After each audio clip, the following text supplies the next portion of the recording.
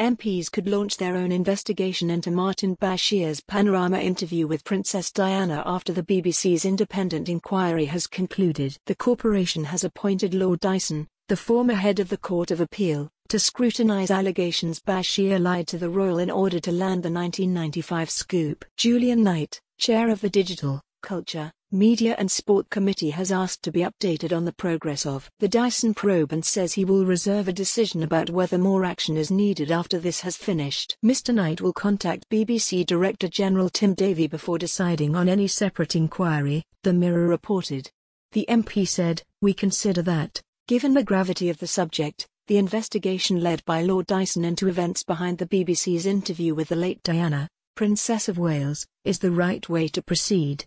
We will monitor developments as the inquiry goes forward and request to be updated on its progress." The DCMS committee has no plans to hold its own inquiry into this matter, however we will review the outcome and reserve a decision on whether any further action should be taken at that point.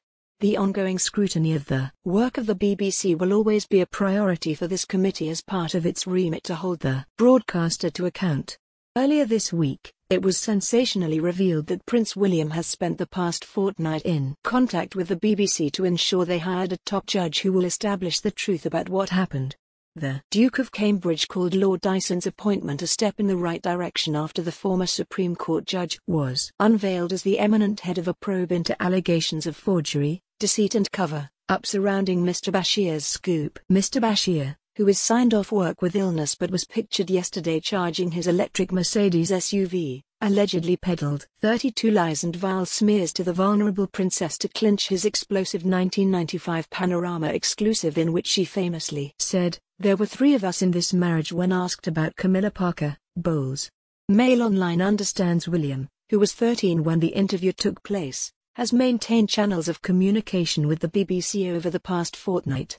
This has kept pressure on the broadcaster to ensure it found an authoritative enough figure to probe his concerns about how his mother was treated.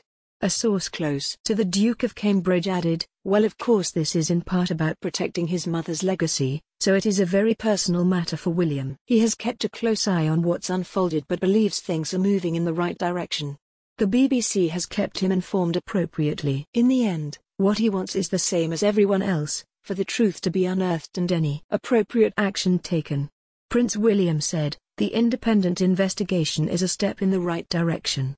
It should help establish the truth behind the actions that led to the Panorama interview and subsequent decisions taken by those in the BBC at the time."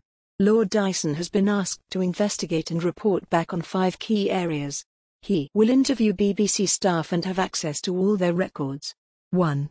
What steps did the BBC and in particular Martin Bashir take with a view to obtaining the Panorama interview on the 20th of November 1995 with Diana, Princess of Wales? This will involve a consideration of all the relevant evidence including I. The mocked-up bank statements purporting to show payments to a former employee of Earl Spencer, 2. The purported payments to members of the royal households, and 3. The other matters recently raised by Earl Spencer not limited to the matters published in the Daily Mail on 7 November 2020.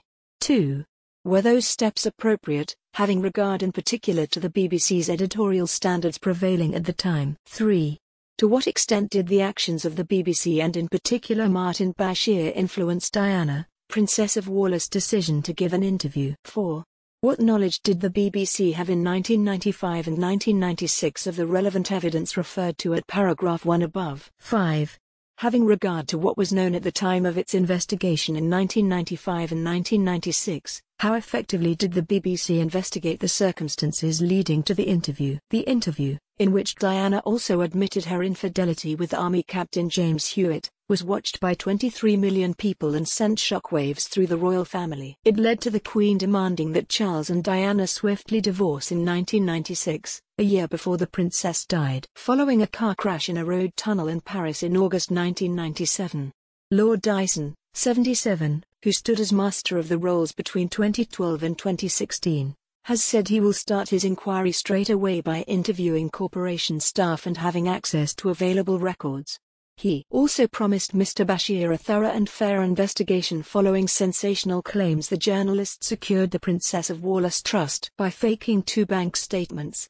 The BBC approved Lord Dyson's appointment on Wednesday after new Director General Tim Davie ordered an independent inquiry into allegations Mr Bashir fed Diana a string of lies and smears to obtain his exclusive interview with her. Lord Dyson will also probe how much BBC bosses knew at the time and whether there was a cover-up, and said, "This is an important investigation which I will start straight away. I will ensure it is both thorough and fair." Diana's brother Earl Spencer, who has been demanding an inquiry into the sheer dishonesty, yesterday told friends he was pleased such a senior retired judge had been appointed. Mr Davie added, "The BBC is determined to get to the truth about these events, and that is why we have commissioned an independent investigation." Formerly Master of the Rolls and a Justice of the Supreme Court, Lord Dyson is an eminent and highly respected figure who will lead a thorough process. Bashir, who is now religion editor at the BBC, is currently signed off from work. A statement from the corporation said, "He is currently recovering from quadruple heart bypass surgery and has significant complications from having contracted COVID-19 earlier in the year." BBC chiefs say a children's show where scandal hit reporter Martin Bashir teaches children about the fundamentals of journalism will remain on iPlayer. The corporation says it will not remove an episode of Celebrity Supply Teacher featuring the correspondent, who is at the center of a probe relating to his bombshell 1995 interview with Princess Diana. The Celebrity Supply Teacher episode, which features a still image from the famous Panorama interview, centers on the journalist discussing the historical influence of civil rights campaigner Martin Luther King. He also gives advice to young viewers about being a journalist, saying, "Journalism is about telling stories, real stories, so that people can understand the world around them." Veteran BBC royal correspondent Nicholas Witchell is among the journalists expected to appear before the inquiry, having been deeply disturbed by their colleagues' alleged dirty tactics. Mr Witchell, 67, who worked on Panorama in the 1990s, and several other senior BBC staff are said to have been deeply disturbed by claims Mr Bashir allegedly spun an outlandish web of deceit to win Diana's trust and secure the bombshell interview. The BBC's current royal correspondent had reportedly arranged to meet Diana to discuss a TV interview about the changing role of the monarchy and how her children, William and Harry, would fit in. The plan was put on ice when Mr Witchell was sent away on assignment and promoted diplomatic correspondent, but it was handed to Mr Bashir, who is alleged to have used unscrupulous tactics to secure the interview. To secure his interview, Mr Bashir allegedly said her bodyguard was plotting against her, her friends were betraying her, and MI6 had taped Charles and his private secretary planning the endgame. He is said to have falsely claimed Charles and nanny Tiggy Legg Bark went on a secret holiday together and that the heir to the throne was in love with her. Mr Bashir allegedly lied that Prince Edward was having treatment for AIDS and the Queen was a comfort eater with heart problems. Earl Spencer kept meticulous notes which are expected to form key evidence in the inquiry. At an earlier meeting, Mr Bashir showed him fake bank statements he ordered a blameless BBC graphics artist to forge, purporting to show Earl Spencer's security head was in the pocket of a newspaper group. Mr Witchell is said to have been furious when Mr Bashir's alleged deceit emerged, and is now set to give evidence to the inquiry into it, according to the Daily Telegraph. Michael Jackson was lured into his disastrous interview with Mr Bashir because he thought if Princess Diana trusted him, he could too, it was claimed on Tuesday. Lord Dyson was Master of the Rolls, the name Britain's top court of appeal judge, for 4 years until he retired in October 2016. Famously in 2013 he ruled that the public had the right to know about the Prime Minister's love child, has now described him as a risk-taker who chances his arm. Lord Dyson was one of 3 judges who decided that the press had the right to reveal that Boris Johnson had fathered a daughter outside of his marriage. The judges rejected an argument from Helen McIntyre, Mr Johnson's former lover and the mother of the child, that the girl's existence should be kept secret. He was a Justice of the Supreme Court of the United Kingdom from April 2010 until October 2012, and before that he was a Lord Justice of the Court of Appeal of England and Wales from 2001 until 2010 after stints at the High Court. Lord Dyson was called to the bar by the Middle Temple in 1968. The pop star's lawyer said Jackson would never have done the documentary with Bashir unless he believed it would be positive. The 2003 Exposed turned into a public relations disaster for the troubled singer and culminated in him facing child molestation charges in 2005. Tom Mayero, who successfully defended the musician at the trial, claimed Jackson, who died in 2009, had told him the journalist promised to portray him positively like the famous Diana interview. From his office in Los Angeles, Mr. Mayera told the Sunday Telegraph, "I have always been troubled by how Mr. Bashir managed to get into Michael Jackson's graces and gain his trust.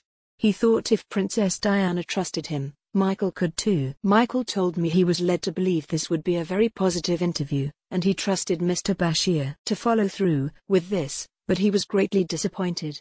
The British journalist spent 8 months with the Thriller star before making the ITV documentary Living with Michael Jackson, in which the entertainer admitted sharing his bed with children. Bashir and former BBC chiefs are now facing an inquiry into a string of alleged lies and smears he reportedly fed Diana to obtain his 1995 exclusive interview with her. Yesterday, former Director General Lord Hall welcomed his successor Tim Davis' decision to commission the robust and independent investigation. Lord Hall was head of news when Diana gave her interview, and he presided over an inquiry at the time that was dubbed a whitewash. But he told the Sunday Times he was pleased allegations Mr. Bashir used dishonest methods would be investigated, adding, "I want these things to be looked at." There is also a growing clamour for a police investigation, after the BBC acknowledged Bashir had shown mocked-up bank statements to Earl Spencer when trying to persuade him to introduce him to his sister Diana.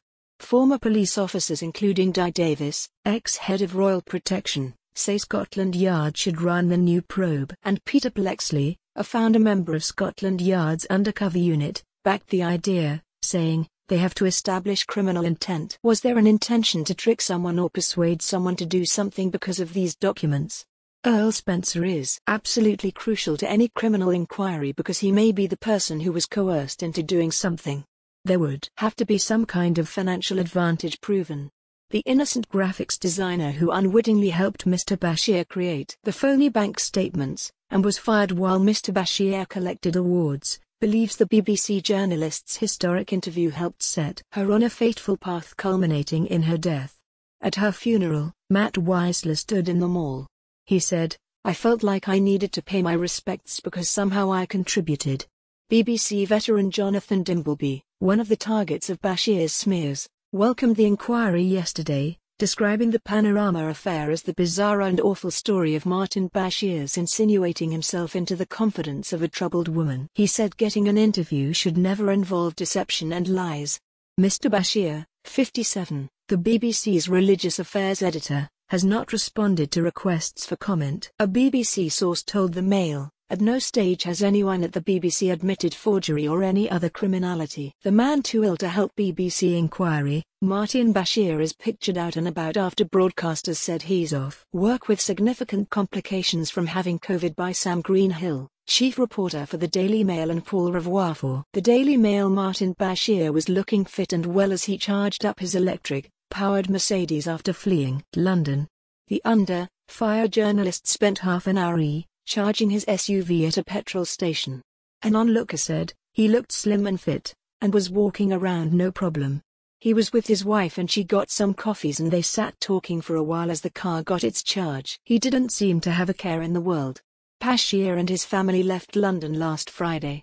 Removal men packed up their £2 million home in Maida Vale. The house is in the process of being sold, according to filings at the Land Registry. The 57-year-old BBC religion editor has privately told his work colleagues that the Princess Diana scandal is a sad way to retire. A source at the BBC said, "He is obviously never going to report for us again." Bashir is currently on sick leave from his post, after being struck by coronavirus in the summer and later undergoing a quadruple heart bypass operation.